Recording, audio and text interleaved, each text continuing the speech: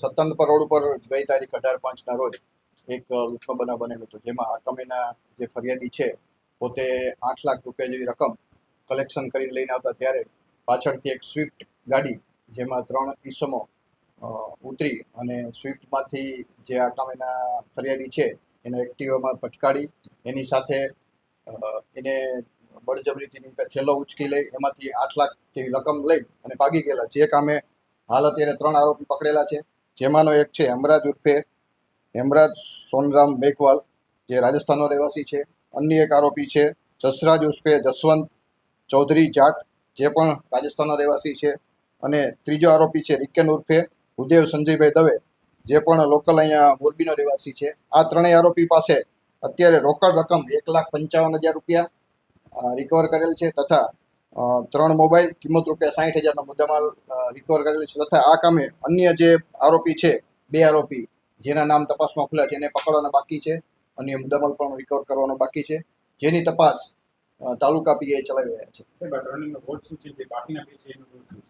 3 છે એમનો એક ગાડી ચલાવતો પાછળ હતા, એક જણાએ રેકી કરેલી છે. એવી રીતના જુદા જુદા રોલ છે.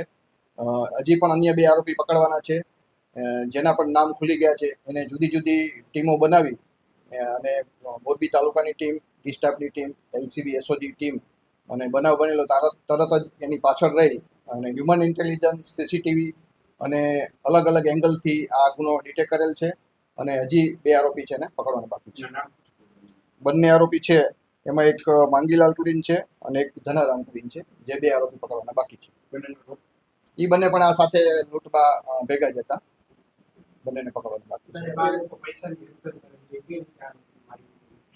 આ લોકોએ તપાસ દરમિયાન એવી માહિતી મળેલ છે કે જે જગ્યાએથી કલેક્શનનું કામ કરે છે ફરિયાદી, એ ફરતા હોય, જે દુકાને જતા હોય ત્યાં પાછળ વોચ રાખી અને પૈસા નીકળે છે. એવી રીતના એને વોચ રાખી અને પછી જે માણસ છે એને ટીપ આપેલી હતી. એના આધારે જે જગ્યાએ નીકળો ત્યાં એવી અવાવરૂ જગ્યા છે કે ત્યાં ટીટા સિરામિક છે, જ્યાં આજુબાજુમાં રિમોટ એરિયા છે સત્તનપર રોડ ઉપર, ત્યાં જ વચ્ચે એની ગાડી એક્સિડન્ટમાં ભટકાડી અને પછી એની પાસે ખેલો હતો લઈ લીધો હતો.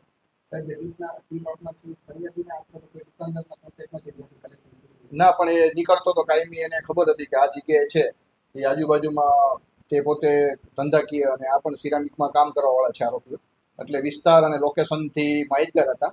અને તાત્કાલિક જેવો બનાવ્યો બધા અલગ અલગમાં નાકાબંધી આપી ટીમો બનાવી, જે અવાવરૂ જગ્યાએથી ભાગેલા હતા એને પણ જુદી જુદી ટીમો બનાવી અને 3 આરોપીને આજરોજ અટક કરેલ છે.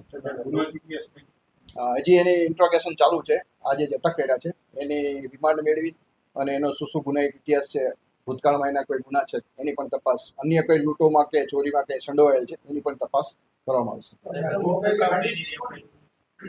શું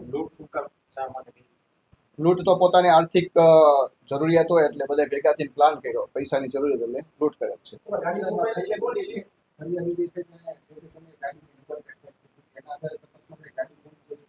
એની પણ તપાસ ચાલુ છે. જે ગાડી સ્વિફ્ટ ગાડી વપરાણી હતી એ ક્યાંની પાસિંગ છે અને નંબરો પણ એની પણ હજી તપાસ ચાલુ છે.